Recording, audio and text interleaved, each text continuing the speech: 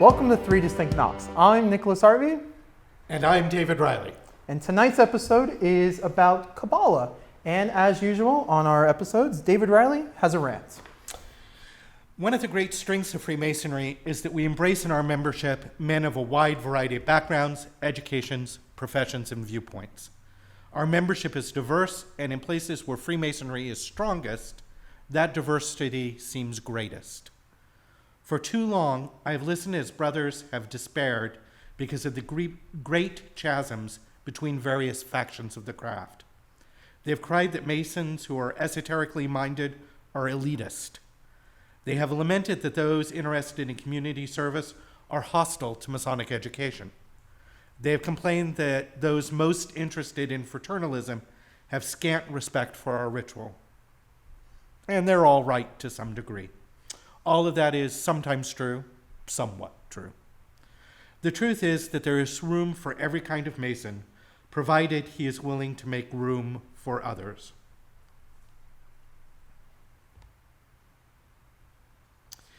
The fish fry Mason must also seek Masonic education. The Masonic educator must remember that charity is a virtue. The ritualist must remember that leadership in the craft requires more than memorization. We must give of our strengths and seek out our more skilled brethren to support us and improve us where we are weak. We should also acknowledge that not every man is suited for leadership in the fraternity, and that success in the profane world is not necessarily a harbinger of success in Masonic leadership. We need men with an understanding of business and finances to put the business and financial aspects of the craft in order. This is absolutely essential.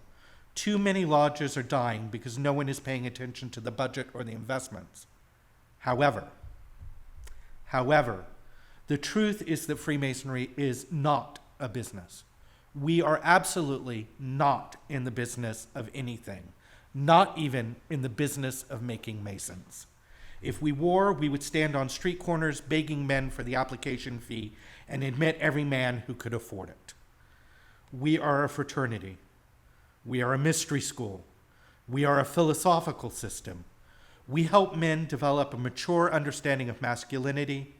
We help them see their place in the universe and give them a sense of their relationship to the divine. Leadership in Freemasonry requires relying on good advice when it comes to budget and investments and audits, but also an understanding that the flow of money does not make you a good Masonic leader. Equally, we put the esotericist in charge of the investment funds, and we may soon find ourselves broke while owning a lot of books. If we spend all of our time raising money only to give it all away, we will soon find ourselves in a world without Freemasonry. The man with the greatest hoard of obscure Masonic titles who has collected every discontinued ritual is not necessarily a good Masonic leader. Leadership in Freemasonry requires an open and inquiring mind, a willingness to explore the symbolism of our craft and the philosophies that have influenced it. While necessary, a good, even great Masonic education is insufficient to ensure good Masonic leadership. Masonic leadership requires looking beyond oneself and finding the skills in others that may be put to use on behalf of Freemasonry. It requires a deep and sincere love of your brothers. Good Masonic leadership is impossible without the humility that admits others know more and a willingness to learn from your more educated brethren, and the strength of character to publicly encourage others to learn from them. A strong Masonic leader is a competent ritualist. It goes with the nature of our society. The ritual lies at the heart of what distinguishes Freemasonry from everything else. But while essential to some degree, it isn't enough. You have to actually believe the words. You have to live the words. You have to delight in the study of the lessons of the degrees. You have to be able to bring light to others. There is room in Freemasonry for every skill. The carpenter, the banker, the actor, the cook, the academic, the scientist, the videographer, evidently. They may all find their place in the lodge and in the greater world of Freemasonry and be of service. We will not survive if everyone is striving to be exactly the same. We will not survive if we acknowledge the value of only one sort of Mason. We are a fraternity, and good meals with our brethren are essential. But we disparage our ritual as outdated or irrelevant at the cost of our essential identity. Let us value one another, each contributing where he is best able, and then we will truly see how good and pleasant it is when brethren dwell together in unity. So that's my rant for today. One of our followers on Facebook, I asked the question, what kind of things do you want to see us cover? And he said he wanted to see more esoteric content, and he mentioned Kabbalah. And I would say that I am far from an expert in Kabbalah, because, as you will see, the topic is vast, has many corners, and could occupy a couple of dozen lifetimes in study. But I feel confident enough that I can give an introduction to Kabbalah and Freemasonry and the relationship between the two, and why it's something that Freemasons might be interested in. And then I'm sure that we can recommend a couple of books for people who might be interested. So are you ready to learn about Kabbalah, Nick? Yes, I am, because I know only a little bit about it. So I'm interested in hearing. Yeah, so we're going to look for some common elements between Kabbalah and Freemasonry. But before I actually start, I have to give a couple of disclaimers. The first is that for historical reasons as much as anything, Kabbalah tends to use Hebrew terms for things. And that's because it is generally agreed, although not universally agreed, that the Jewish Kabbalistic repository is the oldest, and the source material comes out of the Jewish mystical tradition. But I speak Hebrew like the Victorian English spoke Latin, that is to say, badly and stubbornly. On top of that, there's Kabbalah with a C, Kabbalah with a K, and even Kabbalah with a Q. That's Jewish, Hermetic, Christian, Muslim. All the Abrahamic faiths have their version of Kabbalah. And then on top of that, there's a Hermetic version of Kabbalah that comes to us by and large through the Golden Dawn tradition, which is to say that it has a strong connection to Freemasonry, because the Golden Dawn was founded by and large by men who were Masons originally. So Kabbalah is where Hermetics meet the Chassid, and that makes it a very interesting place of study. There is a theory historically that one of the reasons that those two groups got cross-populated is because there was a period of history in places like Spain where they were both equally persecuted. And as the Jews fled the cities to avoid persecution, they went into the countryside where they met people who were preserving an older non-Christian tradition, and they cross-pollinated there, so that people who were preserving the classical mystery schools or developments out of the classical mystery schools met Jewish mystics, and they cross-pollinated at that point. That's a theory. How much of that's true? Neither side wrote that down if it happened, so who knows. If you are going to try to require me to present your version of Kabbalah or use your pronunciation of Hebrew, you're going to make me very sad, and you don't want to make me sad. So what does Kabbalah have to do with Freemasonry at all? That's an interesting question, and in candidate education, I have usually told candidates that it's best to think of Freemasonry as like a mighty river, like the Mississippi, and it has a lot of tributaries that flow into it. And all these various rivers flow into and then make up the Mississippi. And by the time you get to the Delta, if you scoop a cup of water out of the Mississippi, it gets really hard to tell which tributary made it. But we can find evidence that Kabbalah had a strong effect in certain places in Freemasonry. It is most apparent in the Scottish Rite tradition in those places other than the Northern Masonic tradition, Northern Masonic jurisdiction. Because Northern Masonic jurisdiction has changed the degrees, so they've taken out a lot of that esoteric content. But in the Southern jurisdiction, the introduction to at least one of the degrees, I remember very clearly, says you cannot understand Freemasonry unless you understand Kabbalah. Oh. Just says it. Bold out right there. Now, what that means in the context of the degrees, that's a different discussion, and we're not going to be touching that today. I would also argue that in the York Rite system, the Royal Arch degree is plainly, in my opinion, clearly an outgrowth of 19th century Kabbalistic thinking. It's right there. It's bold and beautiful for people who want to go look at it from that perspective. Sure. It's really clear. Nowhere does it say that, Right. but that idea is definitely there. We're not going to look at that today either. One question regarding the Scottish Rite degree that you said starts with that. Is that something that we add as a disclaimer that's not part of the ritual, or are those words part of the ritual as we know it? It's part of the introduction to the degrees. Okay. Right, and it was certainly absolutely the opinion, if you read Morals and Dogma, it's absolutely the opinion of Albert Pike, but then Pike thinks that you can't understand Freemasonry unless you understand Kabbalah, the Vedas. There is a good claim that Morals and Dogma is the first work in English of comparative theology. That is a solid claim. And so he wants you to have this wide-ranging understanding of religious and mystical tradition in order to encompass the vastness of his vision of the Scottish Rite. But Kabbalah, I think, holds a special place in the Pike-influenced version of the Scottish Rite degrees.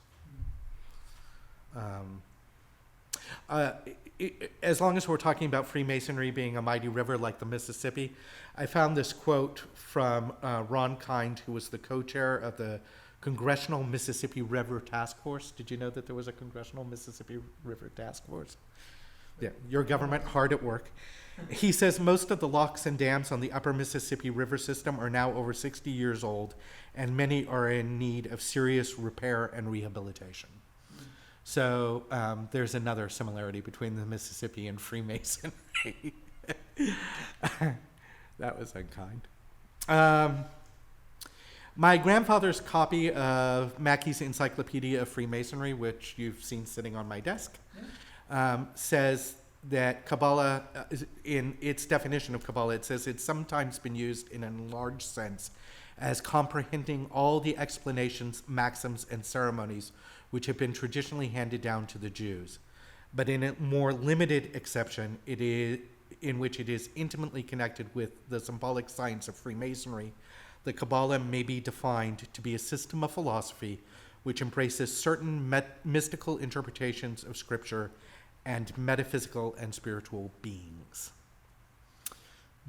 What does that mean? Well, first of all, Kabbalah, the word means to receive. Because originally Kabbalah was strictly an oral tradition that was handed down from married over 40-year Jewish male to married over 40 years old Jewish male, because they wanted to make sure that you were stable and established in life, because they felt that this material could be dangerous to someone who wasn't ready for it. Was it considered secret? Was it like a mystery school, or was it like, oh, you're over 40 and you're married, no, you get to go? No, it was considered to be like the mystical tradition, secret. It was sacred and reserved for people that could handle it. Okay. There was definitely an idea that it wasn't for everyone, not even for every married over 40-year-old male. Yeah. You had to. They were worried that, if you started thinking about all these ideas, right, it could interfere with your ability to live your life, and that's not the purpose of it. Mm-hmm. And we all know that guy who gets so deep into the rabbit hole Yeah. that he stops living his life, Yeah. Nick? Not me. How many camera bags did you buy?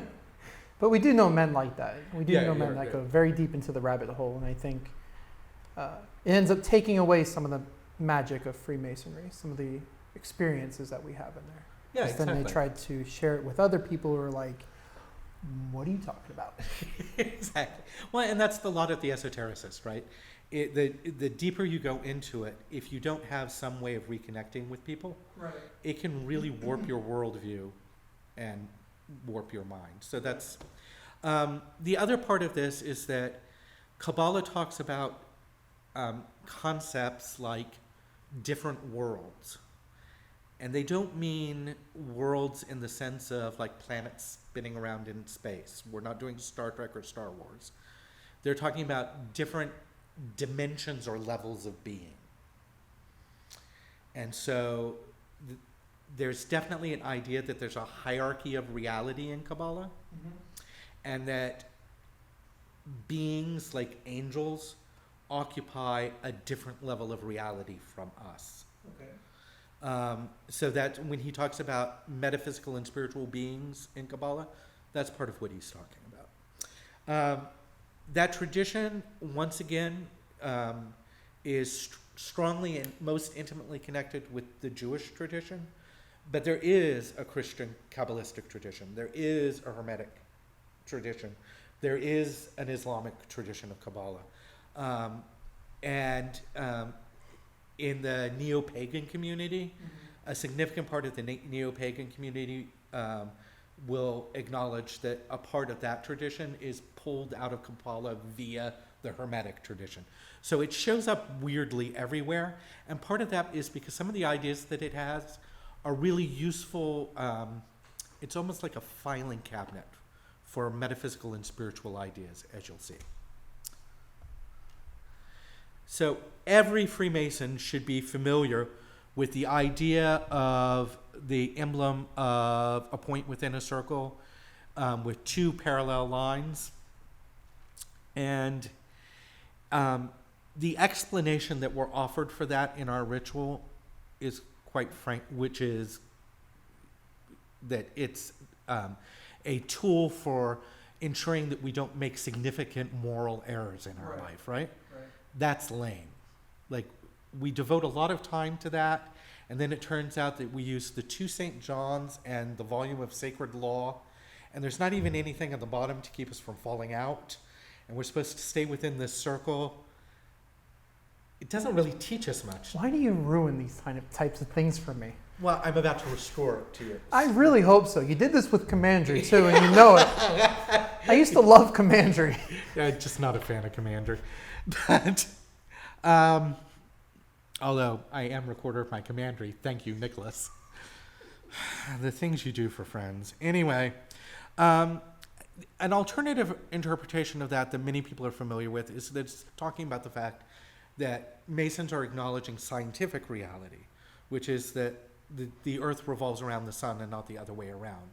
And it has to do with the fact that the feast days, the St. John or the solstices, and that, you know, the point within the circle is a symbol for the sun that goes back all the way to the ancient Egyptians. That's the Egyptian hieroglyph for sun. Right. That's an interpretation. The reason Freemasonry uses symbols is because they work on a lot of different levels. Right, of course. So if you look at the most common Kabbalistic emblem, the illustration that is most commonly used, and I'll show you a version of it. That would be the Tree of Life, right? Right. The Tree of Life, there's many different illustrations of Tree of Life. The one we're going to use today is by far the most common. It's the one that most Hermeticists use, and it's probably the most common in the Jewish tradition as well. But if you take a look at it, what you'll see is that there's a point in the center, which is in this version labeled beauty. In David Hebrew, it's Tapareth, which means beauty in Hebrew. So there you go. But you'll see it's a point, and there's a circle of other points around it. So it's a point within a circle. right? Okay. And then if you look at it a little bit more closely, you'll see there's two, they're called columns on either side. Yeah, One column, the column that's headed with the 3, is the commonly referred to as the column of severity. The column that's headed by 2, or wisdom, is the column of mercy. Mm. And then that middle line is called the middle pillar. The idea that it's trying to present with that is that there's oppositional forces in the universe, and that we see those even in aspects of the divine, right? God is the righteous God who punishes the evildoer, right. and and then God is the merciful, all-loving God. We see that balance, Yeah. and that we as human beings are trying for some sort of equilibrium there. Mm-hmm. So you could make a reasonable argument that the point within the circle is Taparth within the circle of the upper part of the tree of life. It looks very similar.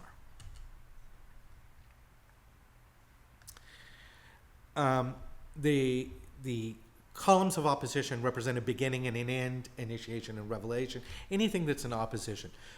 You may also be interested to know that if you look at these 3 of the ones that are called kingdom, victory, and splendor here, another translation for those Hebrew terms are the kingdom, the power, and the glory, Oh, which you may recognize from Christian scripture.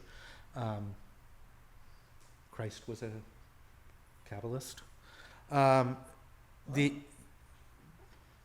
He's clearly referencing a Kabbalistic tradition.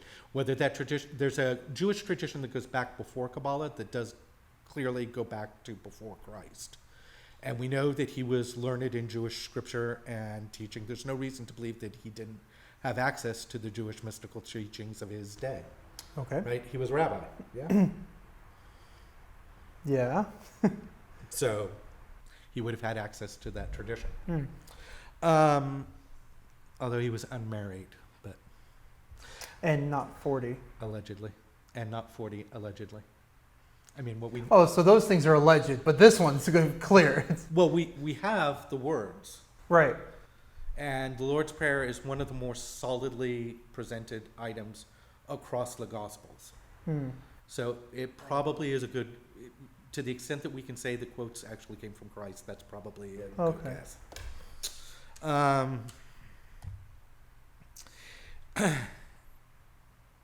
It is, Kabbalah forces you to talk about sex. So we're going to have to do that. It also forces you to talk about transcendence and immanence, creation and formation, mercy and justice, all those kinds of things. But it talks about sex in the sense that the pillar of severity is viewed as feminine, Mm-hmm. and the pillar of mercy is viewed as masculine. But the reason for that is because the masculine energy is viewed as flowing forth freely, powering forth, and the feminine energy is viewed as restricting, shaping, and forming. And if you think about the relative roles in reproduction, Yeah. that's where that comes from. So the column of severity is feminine, and the column of mercy is masculine.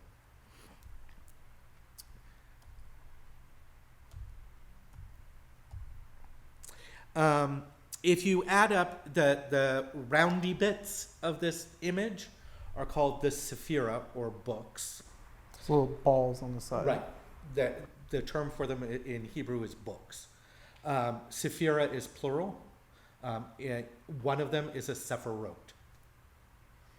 And there are generally, in the Hermetic versions, and in the version I'm presenting today, there's 22 paths between them. So if you add 10 and 22, you end up with 32. how'd that happen? and then if you look, there's this break in between the crown and the beauty part. Okay. So in Christian Kabbalah, we say that was caused by the fall. Mm. That So the whole tree of life idea happens because when God was creating the universe, in some traditions of Kabbalah, and I'll tell this story because I like it, God's creating the universe, and he tries the first time, and he pours his energy out into creation, and creation just can't handle it. Creation breaks. Okay. And God is like, oops, played too hard with my toy. I'll try again. So he tries again, and this time he's a little more restrained, and he's trying to focus things.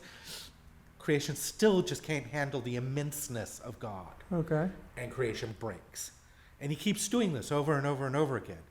And finally God has the idea that he's going to weaken himself in order to be able for creation to hold him. And he creates the Sephira as a way of pouring himself down. So each one of these Sephira is a little less close to the divine. So you start at the top with the crown, this very abstract, nebulous idea of God, sort of this. And then he breaks into two parts. And he's the masculine and the feminine, the mercy and the severity, the wisdom and the understanding then. And then he pulls down, and he's mercy and severity. He pulls down, and he breaks into three parts. And there's this one called beauty, which is really, in Christian Kabbalah, they say that that's the Christ center of the tree of life. It's the place of the sacrificial God. Okay. All the love is poured out there. My dog lives in that Sephira, I think, more than... That's debatable, but okay. She doesn't like you. No other dog on the planet has ever hated me, I'm just saying. But she doesn't like anyone except for us. Then there's victory and splendor. Then there's Yesod, which is, here it's translated foundation. And then finally we get to the Malkuth, the kingdom, the material world, right? Each of these ideas is a little bit weaker, a little bit more distant from God. And as a result, when it finally gets to the material creation, the material world didn't break. Okay. All right? So okay, God it could finally hold just enough of God to keep it going, right? Okay. But not so much that it breaks. And that's very consistent with Orthodox Christian theology that says that God is both transcendent and immanent. God is right here, right now, right? But God is not contained by here. Sure. Right? Okay. So when the fall happened, and man first sinned, in Christian Kabbalah, the idea is that the tree of life broke, and that middle pillar disjointed and pulled down. So we got a little more distant from God because sin entered the world, disobedience entered the world, and we fell just a little bit further away. And this space, which is sometimes called the desert, if you're into tarot, this space is usually represented by the high priestess, which is the reason she's associated with the Hebrew letter that means camel, because camels cross deserts. Right. This desert is a very difficult space for anything to ascend past. The sin created an almost unreachable distance. Okay? But God and man are working together to build a 33rd thing, another Sephirot called Doth, or knowledge. Okay. And so you may have heard it said that man is a co-creator with God. Or you may have run into the Jewish idea of tikkun, meaning repair, that every good thing that you do in the world, every mitzvah, every obedience to the law, every good act, repairs the universe just the tiniest little bit. Oh, interesting. And that's represented by the creation of this additional Sephirot knowledge, which is a 33rd or honorary. Or honorary. Yeah. So you might start to get suspicious that the Scottish Rite has been influenced by such a system.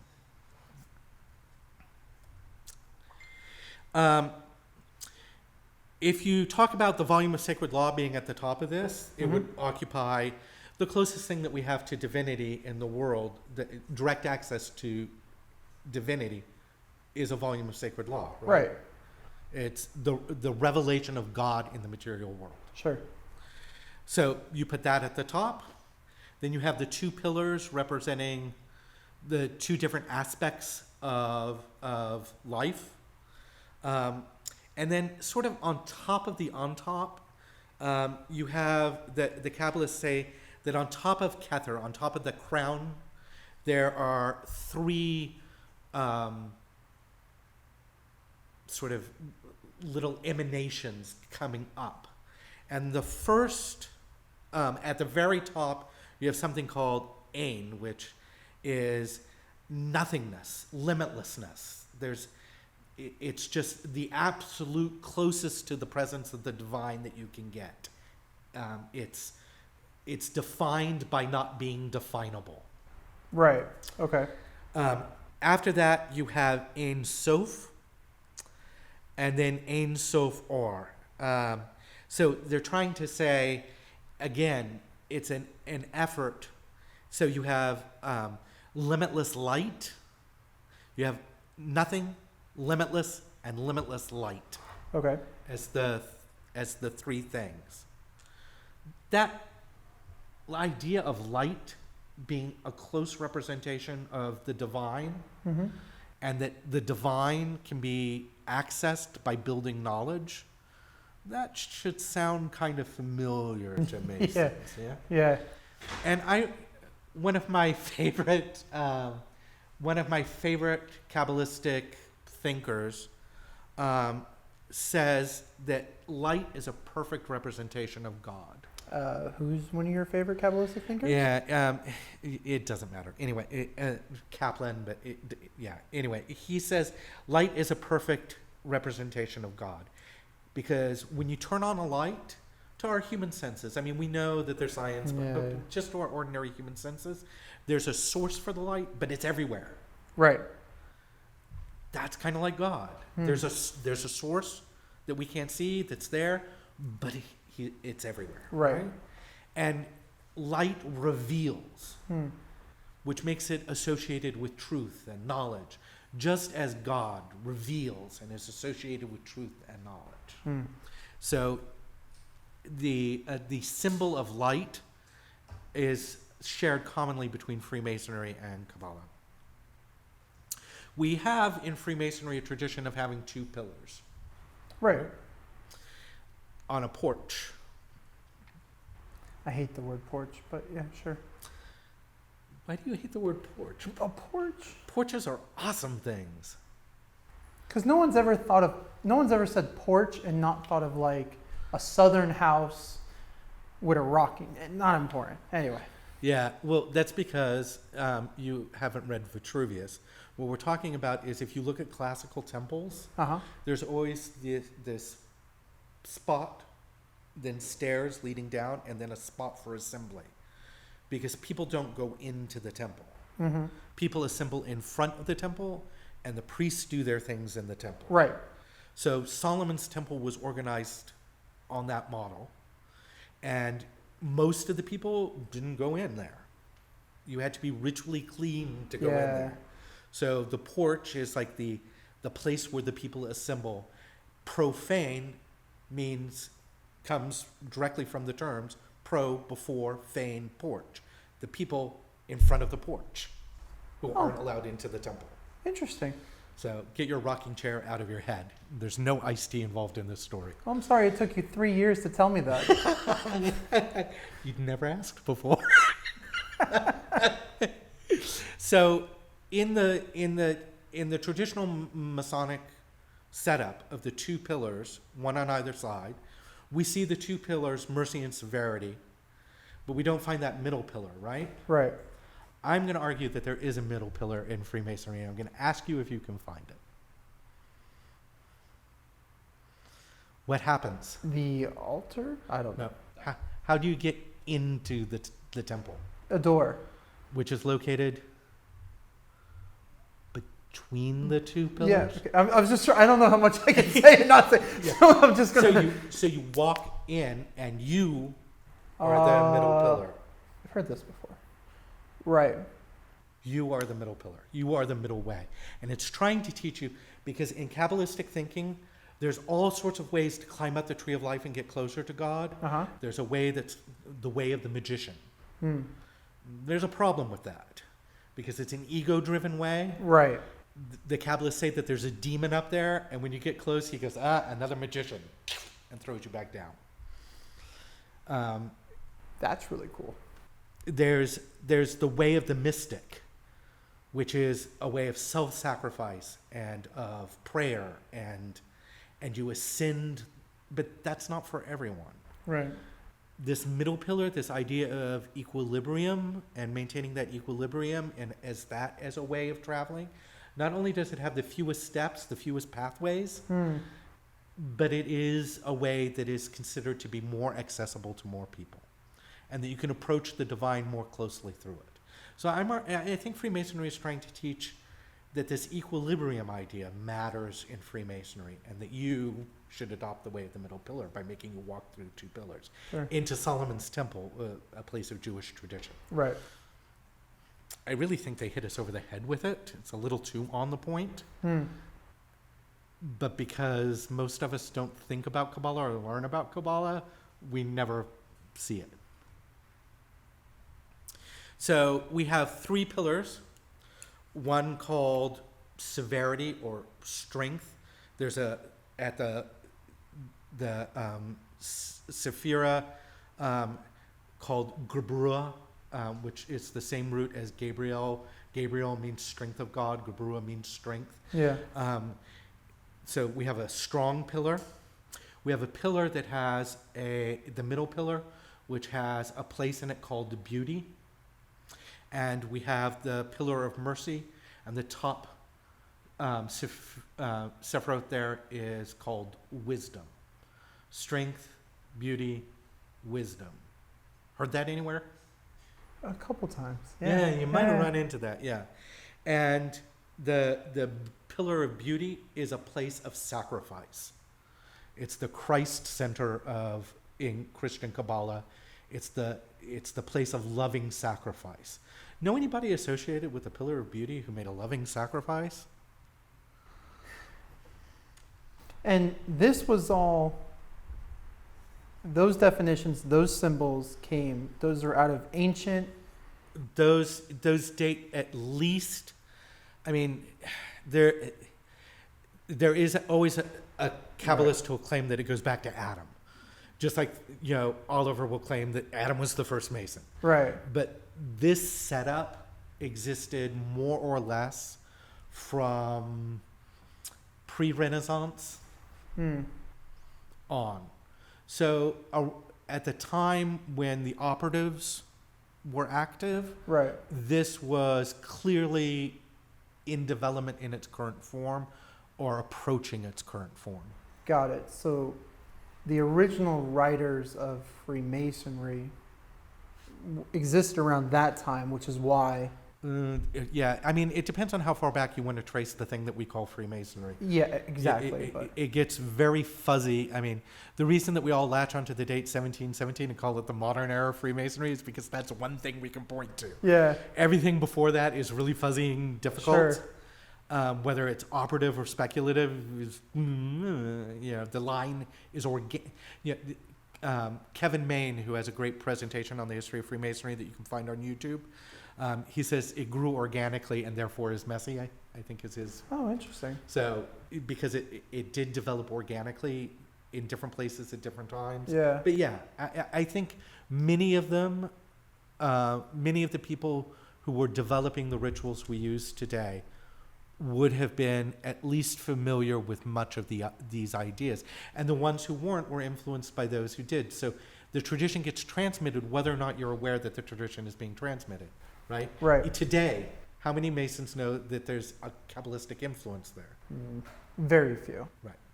There's another way in which Kabbalah has influenced the ritual, and this one is a little more difficult to talk about.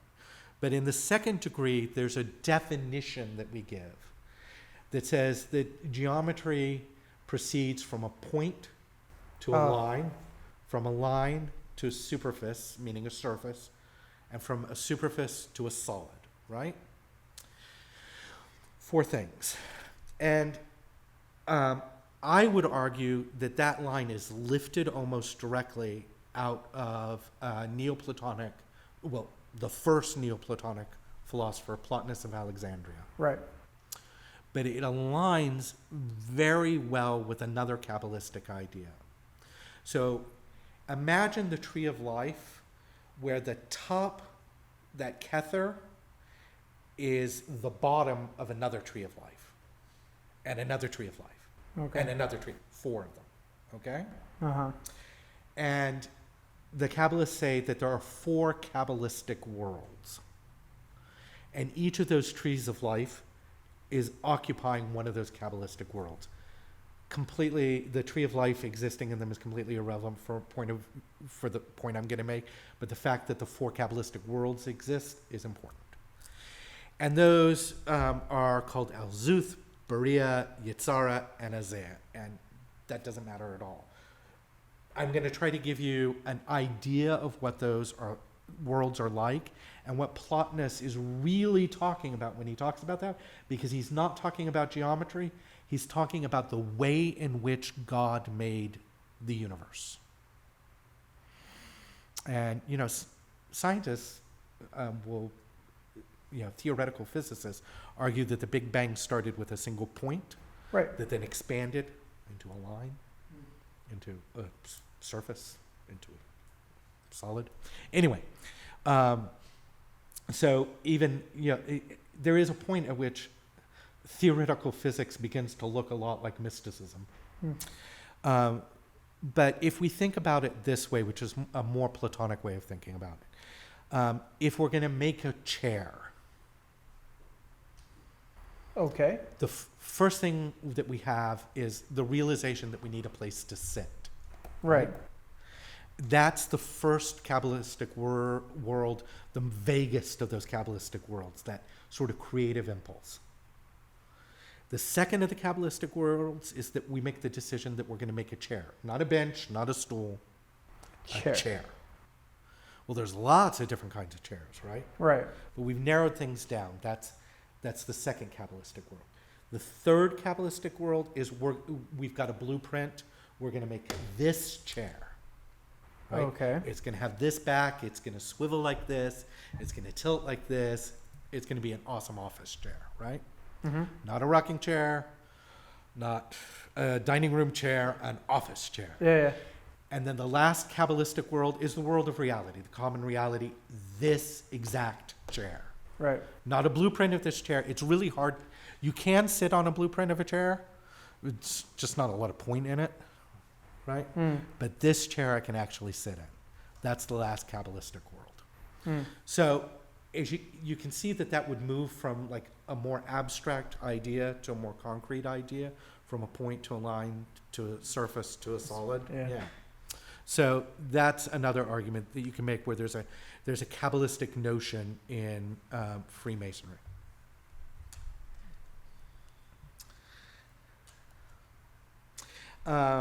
We've already talked a little bit about beauty and the junior warden. So what? Did any of that help you understand Freemasonry better? I think it introduced a lot more questions, and I think it helped connect Freemasonry on the more mystical level that I think not a lot of guys experience these days in certain jurisdictions, in certain lodges. Right. The problem with a lot of esotericists is we like to talk ourselves in beautiful circles, Yeah. and we never really arrive anywhere. Yep. So I think it's important that we talk about the destination, what the point of including all these traditions are. Okay. I should also mention a friend of mine, Sean Eyre, who is an incredible Masonic scholar for which I have an immense amount of respect, found an early, it's the ritual that pre-existed emulation ritual in England when they first went to do the unification between the ancients and the moderns, or the Premier Grand Lodge and the Ancients Lodge, whatever. And there was a version of the ritual that was written, and in one of the lectures, you're familiar with the line that there are numberless worlds which surround us. That's a line in the second degree. Oh. in this ritual, it says there are numberless worlds which surround us, each occupied by intelligent beings. Oh, Again, it's not being Star Trek. yeah. It's talking about this idea of mystical and semi-divine beings that exist.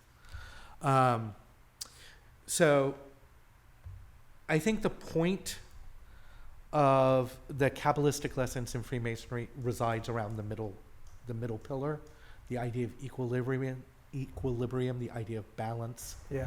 finding that middle chamber in which we can reside. The balance between justice and mercy. Albert Pike, you knew I was going to quote Pike, right? And Yeah. yep, you always do. Yeah. I love Albert Pike, and I don't care what anyone else says. That's only because like you and a dozen other people have read Morals and Dogma from front to back. Anybody can read Morals and Dogma. I know anybody could. It's right there. It's accessible at your local used bookstore. Yes, you can. There are more cheap copies of Morals and Dogma in the world that if you are buying it on eBay for anything above $5, you have paid too much for your copy of Morals and Dogma. Yeah. But Pike says, and this equilibrium teaches us, above all, to reverence ourselves as immortal souls, and to have respect and charity for others who are even such as we are, partakers with us of the divine nature, lightened by the ray of divine intelligence, struggling like us toward the light, capable like us of progress towards perfection, and deserving to be loved and pitied, but never to be hated or despised, to be aided and encouraged in this life struggle, and not to be abandoned nor left to wander in the darkness alone, still less to be trampled upon in our efforts to ascend. I think that's one of the most beautiful quotes from a Masonic thinker I've ever run into. I mean, first off, there's that essential Masonic idea that somewhere inside of us, there is a divine spark. We've been shined upon by the divine light, right? Mm-hmm. Secondly, there's the idea that, and this is ripped right out of all that Enlightenment philosophy that influenced the fraternity, that we can make progress. Right. You know, we can perfect our ashlar, from a rough ashlar to a perfect ashlar. And there's this notion that love and charity play an important role in that. Never to be hated or despised, to be aided and encouraged in this life struggle, and not to be abandoned nor left to wander in the darkness alone. We do this together. We help each other. We reach out and we pick up a brother when he falls. Still less to be trampled upon in our efforts to ascend. I want to put that quote above the door of every lodge room before every election is held. Yeah. There are many times when the Masonic thing to do is not the expedient thing to do. Right. So, yeah. Albert Pike, for a grouchy guy who could be really prickly and difficult, he knew. So, one word of warning. The modern view is towards what we call a disjunctive approach to contradictory metaphors. That is, we say things have to be this or that. Right. Kabbalah, and I would argue, like Freemasonry, believes in a conjunctive view. Things are this and that. So the fact that things contradict each other is not something that you have to choose between. It's something that you have to reconcile. Yeah. It's about balance. It's about dynamic tension. And I think a lot of the problems that modern men have with the symbolism of the craft is that they're trying to nail down, well, what does that thing mean? And when we start saying, well, it means this, and it also means this, and it also means this, and it means this too, which contradicts that. Right. they get really wildly uncomfortable with that. Or we have people that says, that means that. And the guy's like, no, it doesn't. Yeah. But if it meant this, it would really speak to me. It would really, and that's the point. That's the reason we speak in symbols. Yeah. Right. Is because the idea is to reach each man where he is. And if the point within the circle gives you the idea of a limit to your moral duty, and that's all it ever means to you, Right. then that's what it spoke to you. But the deeper you push these things, the more meaningful they can become. I don't say that you have to agree, but I do say you have to think, right?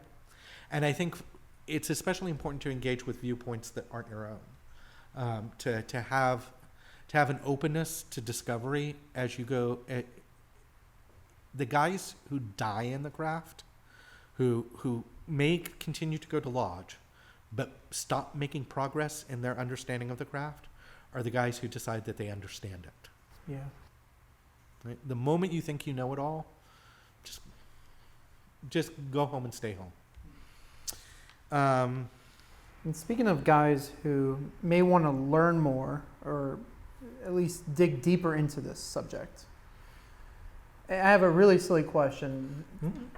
What if the Kabbalah places that we see, should they go into there? Like where's the next step for them? It's not my place to say that you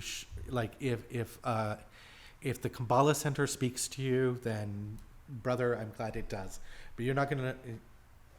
I have a real problem with those Kabbalah centers, like personally, because I think they're first off, they're deeply steeped in the Jewish tradition. So if you're not Jewish, they're not going to work for you. Okay. Secondly, they're sort of a Yehuda Berg, who's the guy behind the Kabbalah centers, is of a particular point of view in Kabbalistic thought that I have a lot of difficulty with. Okay. He's of the you don't have to understand it, the magic works anyway sort of point of view, and that's not how my universe is put together. Sure. I believe strongly in understanding things, and then there's a strong sales pitch that goes on in the Kabbalah centers. You can buy Kabbalah water and red strings for your wrist and all of that stuff, all of which has a place in the tradition, but I think is But if someone went to go, oversold. so if someone went to go check it out, they should go with some caution. with some caution. Yeah. Okay. Most bookstores carry Kaplan's, a lot of like Barnes and Noble and whatever, carry Kaplan's books.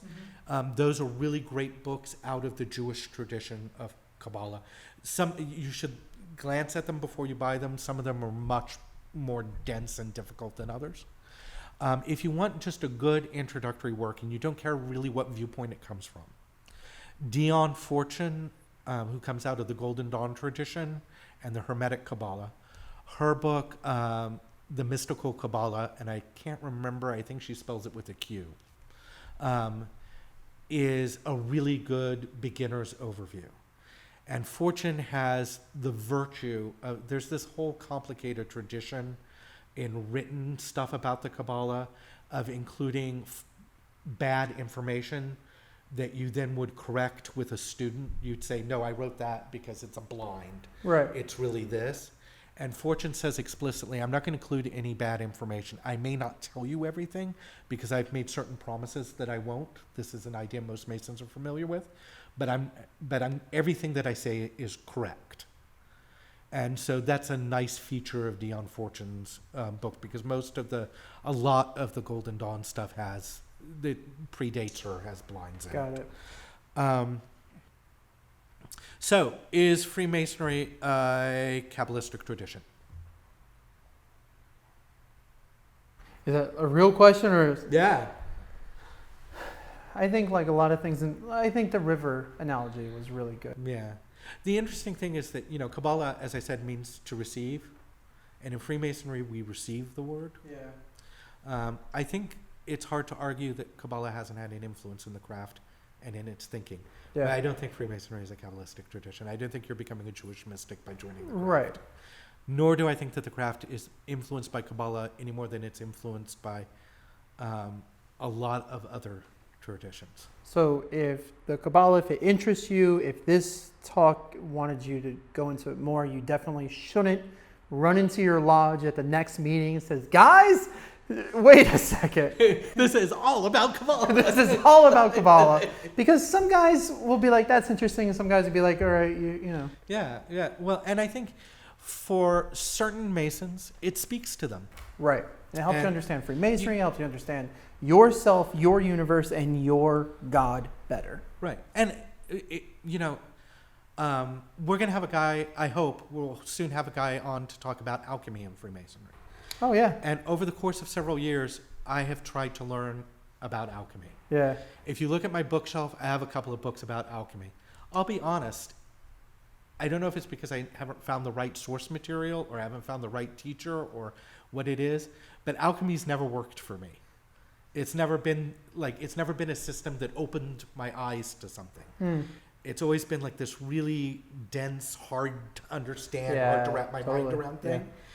And I know for a lot of people, Kabbalah is just like that. But this works for me. I understand this. I feel an affinity towards this that I don't with alchemy.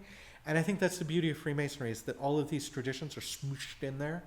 And you can find the lens that works for you and works for you best.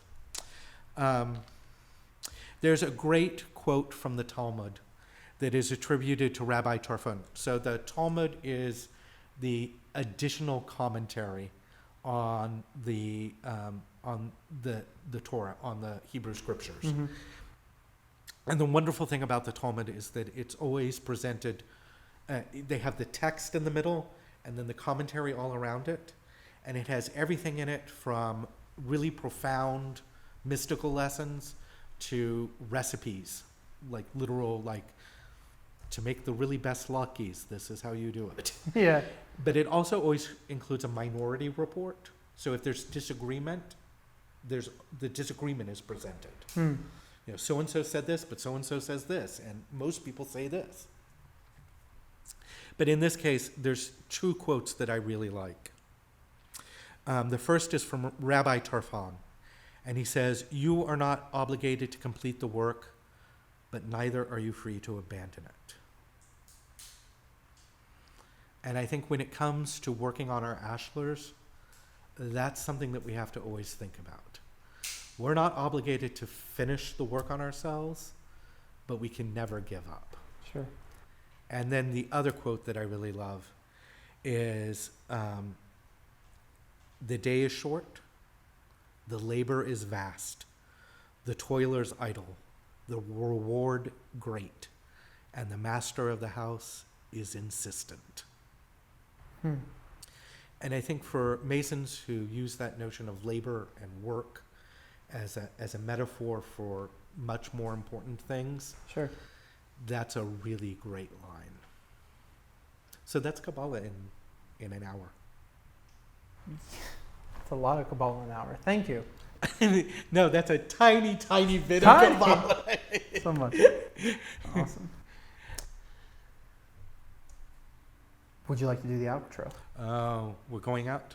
We're going out. No more questions? I think I broke Nick. Yeah. The fantastic photography on our website is courtesy of Brother Aaron Sherman. Our theme song was composed by Worshipful Christopher Duggan. Did you stop using our theme song? No. It's on every intro and outro. Okay. Yeah. I do actually listen to the episodes on occasion. Not too often because I hate the sound of my own voice, but yes. No, of course we listen. No, of course it's on. Our website is maintained, curated, and lovingly tended by Brother Nicholas Harvey. We are grateful to our Patreon sponsors, Nicholas Harvey, Jacob Savick, Uriah Edwards, Arthur Schlichling, Patrick Harvey, and Christopher Patty. And Joey Boyer. And Joey Boyer. I totally forgot to tell you that. Joey, thank you. To become a Patreon sponsor, visit our website at 3distinctknocks.org, where you will find additional episodes and other content.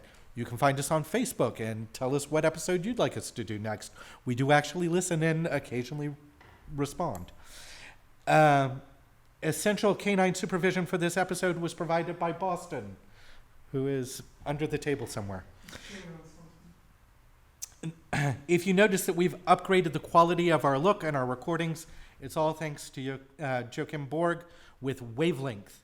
If you want to look good on video, that's the guy to go see. The opinions expressed in this podcast and on our website are those of the individual contributors and do not represent the opinions of any lodge, Grand Lodge, or other Masonic body. I'm David Riley, and I'm incredibly thankful for all the brothers that have made this podcast and my Masonic journey so rich, interesting, challenging, and fulfilling. I hope 3 Distinct Knocks has helped you make some daily progress in Freemasonry. Thank you for listening. Thank you.